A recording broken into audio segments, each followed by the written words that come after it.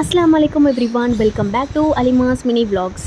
இன்றைக்கி வந்து Friday vlog தான் ஷூட் பண்ணியிருக்கேன். இது புதுசாக வந்து ஒரு ரெசிபி வந்து ட்ரை பண்ணியிருந்தேன். என் பையனுக்கு வந்து snacks box recipes corn fritters வந்து ட்ரை பண்ணியிருக்கேன்.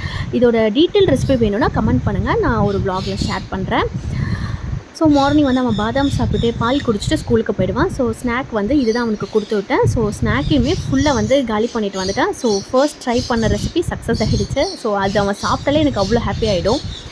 மத்தியானம் பார்த்தீங்கன்னா ஃப்ரைடேனால ஸ்பெஷல், அதனால சிக்கன் பிரியாணி பண்ணியிருந்தேன்.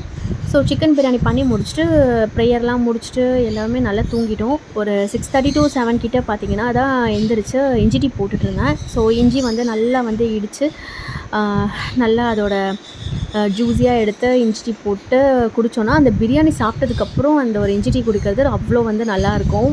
பர்சனலாக எனக்கு ரொம்ப பிடிக்கும். ஸோ இஞ்சியுமே வந்து நல்லா டீயில் போட்டுட்டு இன்னும் கொஞ்சம் இஞ்சியை வந்து எடுத்து ஸ்டோர் பண்ணிடுவேன். ஸோ சில டைம் வந்து நான் அதிகமாகவே தட்டி இன்னொரு டைம் போடுறதுக்காக எடுத்து வச்சுப்பேன். ஸோ அப்பப்போ வந்து 1 டேக்கு தேவையான அளவுக்கு தான் பண்ணுவேன். ஸோ ஒரு 2 days 3 days போச்சுன்னா அதோட கலர் வந்து சேஞ்ச் ஆகிடும். அடுத்து பார்த்தீங்கன்னா வெசில் தான்.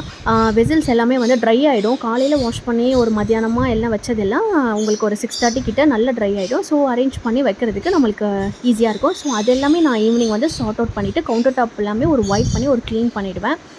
ஸோ என்னோடய கட்டிங் போர்ட்லேருந்து எல்லாமே டோட்டலாக நம்மளோட குக்கிங் சமையல் எல்லாமே முடிச்சுட்டு எல்லாத்தையுமே வாஷ் பண்ணிவிட்டு எல்லாமே அதோடய ப்ளேஸில் வந்து செட் பண்ணிடுவேன். அப்போ தான் வந்து எனக்குமே அதோட இடத்துல வச்சதுக்கப்புறம் தான் அப்படியே கிச்சன் க்ளீனாக இருக்க மாதிரி ஒரு ஃபீல் இருக்கும். ஸோ ஈவினிங் ஆனால் இது ஒரு ரொட்டீனாக பண்ணிடுவேன். ஸோ டீ பார்த்திங்கன்னா இப்போ நல்லா கொதிச்சிருச்சு. ஒரு 5 minutes வந்து நல்லா இஞ்சி போட்டுட்டு கொதிக்க விட்டுட்டா நல்லா அந்த சாறு இறங்கிடும். ஸோ நல்ல ஃப்ளேவராக இருக்கும்.